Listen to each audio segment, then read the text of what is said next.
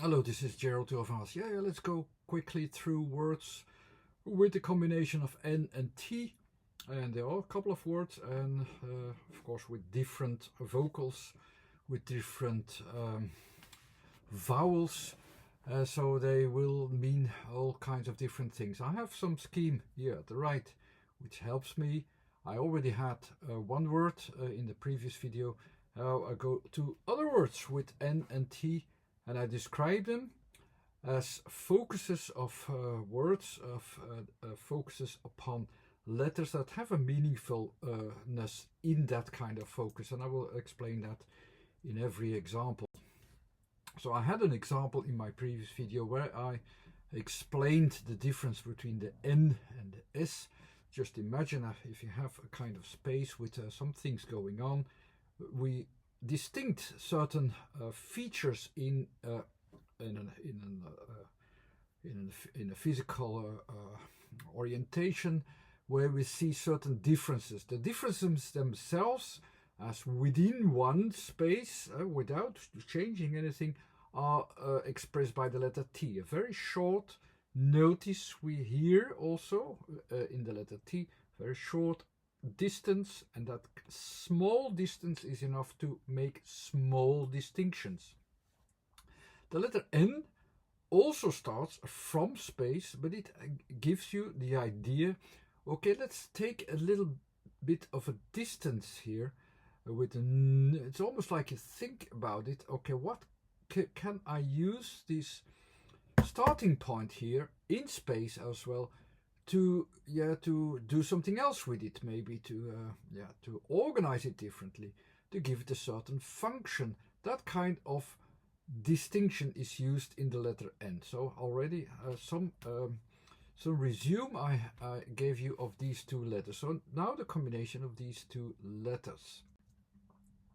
What I also have to add is, like, of course, if you start from N at a certain position, you start from a spatial frame, so you have a focus upon what is happening in a physical space. You also realize that you can do other things with it. Yeah, that from there you can start to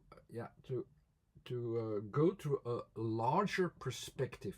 There are three kinds of perspectives that are used in choosing letters. One perspective is just focusing upon the space and upon a steady focus that your eyes don't move, you have it and you know it, and that's what your definition is going to be, building upon what it sees immediately. Everything which is going away from that steady position or distracting and so on will bring you into a different world of associations and will guide you into new directions. And that's what the next frame is, and the last frame is the frame itself that gives you even more context, that you go somewhere else, maybe you deal with other things.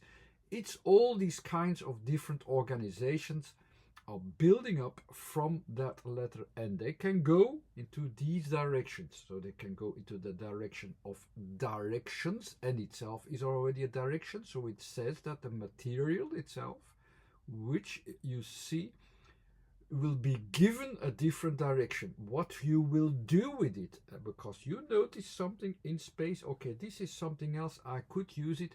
What you will finally do with it will be defined by the other letters and so on. But you already have a different focus. You don't keep it stable. You take the stable definitions and you prepare yourself to go and extend your focus towards somewhere else already, into a different frame, into a different context, into a different directions. All these things framed upon the objective focus upon the material. That's what the N will be doing. And you have it here in the scheme taking out, so you know already where it is. And now we can you have already a clue that it is a starting point in space, also with a form of organization that deals with timing, with changes, with differences, with different orientations. So a step away from the physical stable point. And one example is, for instance, if I take out this frame here of my focus into this square here, and this frame is now completely taken out, and I have here an empty frame, gives me the idea of a vocalized perspective. I focus upon that, making a distinction here, that I have the object itself, and my vowel will tell me that I will have a different space that almost goes to a different space, or to the other side, to a distance from space. That a distance from space is given via the letter O, which brings me to the other side, which is not here at this space, it's at a different space, it's somewhere else. And this is, of course, with the letter N and T. T will give me my function, my new function out of it, will bring us outside the object via the O, or not. I will bring myself outside the objectivity, and there I will have no longer that object. So that empty space is expressed well by the word not, which will bring my focus. It's a bit unclear, like how shall I combine N and O? Shall I combine it immediately from where I start from, or at the end? Doesn't matter. The focus itself is bringing me outside the object and objective focus itself of the physicality itself, and brings me outside it. So there I find a new focus, where my focus is also no longer connected to the physicality of my starting point, and there I find where it is also not. NAT will bring us our focus up, like the N will already bring it up, the E as well will bring it up. It's in the vertical space. I will continue to bring it up, and there I will find also my network. So I will continue to bring the focuses further away, and that's what is my NAT there associated from here. Maybe some other time I can do that better, but it gives already an idea where is the difference with not than compared to NAT. NIT, we know already that it is a focus which will have to bring in and has a feedback, but this feedback is a kind of choice where we don't immediately know when will this feedback will be there, or will it be not. It will be there at some point, and at some other point it will be not, but it will find connections. These connections follow the frame of an organization. This is where the connection will be organized upon this frame. A different organization from outside. This is very comparable to the word NIT, which is also with a K, where you have these breaking points where you say, okay, here I have it, and here I don't, here I have it, here I don't, and you make the not also with a K, and attach yourself towards the right moment where we find a connection from the frame onwards, where we can find the solution, where we will find the connection. Nut is a Dutch word. You have the U is a connection still in the physical plane. We detach ourselves from it, but in the physical plane it is attached with an idea that we want to keep an objective focus, but we can't, so we have to follow what we try to we just follow what we are sure about. So we follow the certainty, so we detach ourselves from that physical plane and find a connection where we will be able to find a connection. So that's the idea of U. U connects to what we know, to what we already know, and the T is saying we find a function.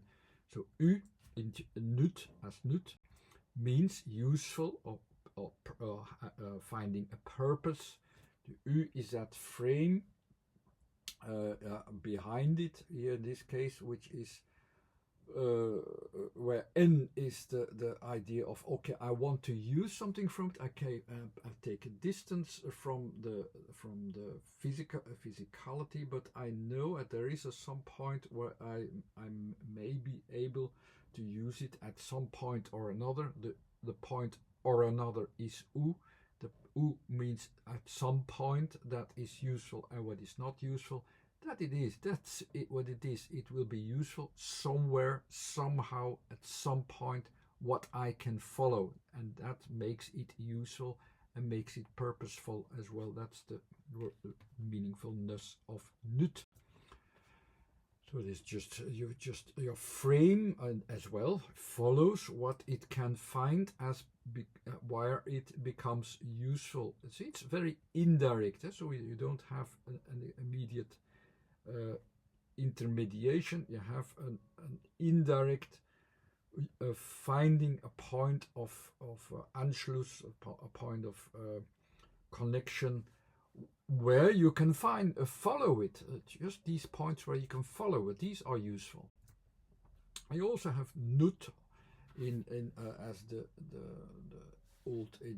ancient Egyptian. We always say goddess, but I always think it's a very bad term. Principle, I would even say. NUT, maybe even better with the D, because it's also expressed with the D, so, which is the T like in bread at the end. It's pronounced as T, but we often write it down as D, so why shouldn't we do that here? NUT is might be slightly related with that nu, or also filling in the still to be filled in at a certain time thing, so that you have things that still have to be filled in, so that their usefulness will be shown after a while. Nu also has a distance, so from the physical plane, with that sky there that has to be filled in, just like the pot that still needs to be filled in. Is this openness of the sky, which can be filled in with things that makes it also useful to follow up once we know how it is filled in, something like that. So it goes into that direction as well. NAT then, which means wet, is also a word. A is a more physical word. We know that A is related with a focus, a direct focus, but also with a physicality, while we start with the N from a physical space and make a distance, so we no longer attach directly to that physical space, but we make a distance. This A, which is again physical, will be a little bit more indirect. So when we still sense it physical, it's an indirect sensation actually that we have, because sensation is of course the letter S, it's not here, but there is a sensation of that what we define with NAT, that it has a physicality, but it's an indirect physicality which we sense in the material, that it is wet. When something is wet, it is a indirect physical term actually, what it is, as when you look up into the word definition, actually what it's really expressing, it's more like that indirect association, what kind of physicality there is as well. In this case, it's that wetness. So it is the N detaches itself again from that physicality, but the A makes it again physical, or focused upon that that distinction that we still make there additionally.